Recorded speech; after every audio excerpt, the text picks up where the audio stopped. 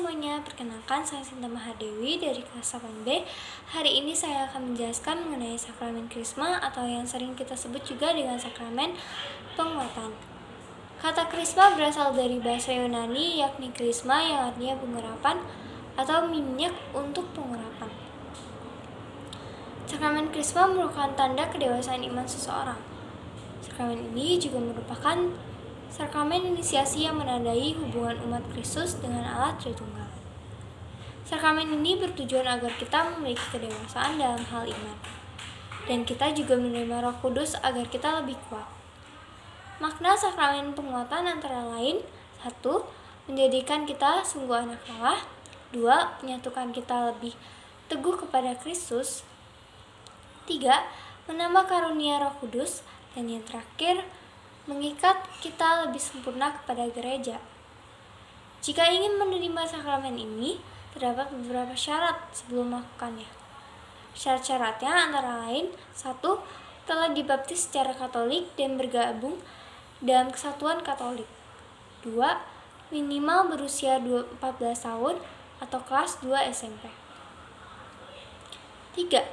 Mengikuti pembinaan khusus untuk menerima sakramen penguatan. 4. Dewasa secara iman dan rohani. 5. Sudah pernah melakukan pengakuan dosa. 6. Memiliki akte kelahiran atau surat baptis. Pelaksanaan sakramen ini dilakukan melalui penumpangan tangan yang disertai juga dengan pengurapan minyak krisma oleh uskup.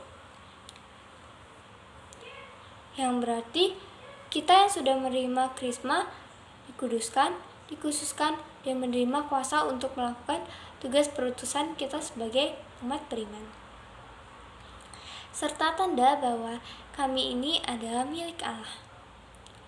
Sakramen krisma hanya bisa dilakukan oleh uskup.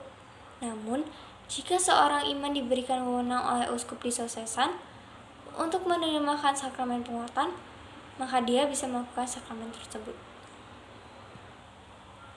Minyak yang digunakan dalam sakramen tersebut harus diberkati terlebih dahulu oleh uskup ketika misa krisma terjadi. Kemudian, minyak itu dimasukkan ke dalam sebuah wadah yang diberikan label Sanctum Chrisma. Penguatan jiwa dengan sakramen krisma dapat dilihat dari Kisah Para Rasul 2 ayat 1 sampai 13. Sakramen penguatan menjadi tanda bahwa Kristus telah memeteraikan kita sebagai saksinya. Dalam Lumen Gentium 11 dikatakan, berkat sakramen penguatan mereka terikat pada gereja secara lebih sempurna dan diperkaya dengan daya kekuatan Roh Kudus yang istimewa.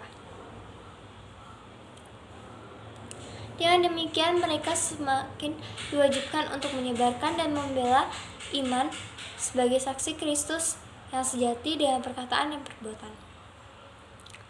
Karena kita mendapat pengurapan dari Roh Kudus yang menjadikan kita seperti Kristus, maka sakramen ini pun disebut juga dengan sakramen krisma. Inti perayaan sakramen penguatan adalah pembaruan janji baptis untuk menghubungkan sakramen penguatan dengan baptis sebagai sakramen inisiasi.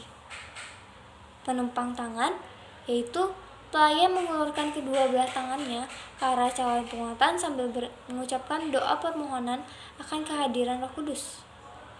Dan yang terakhir, pengurapan dengan minyak krisma. Pelayan membuat tanda salib dengan minyak krisma pada dahi calon sambil berkata namanya dan terimalah tanda karunia Roh Kudus. Sakramen ini diterimakan satu kali seumur hidup. Untuk menerima sakramen penguatan, orang harus berada dalam suatu suasana rahmat. Karena itu, dihimbau agar mereka menerima sakramen tobat terlebih dahulu sehingga dibersihkan sebelum menerima anugerah Roh Kudus. Sekian penjelasan dari saya. Terima kasih.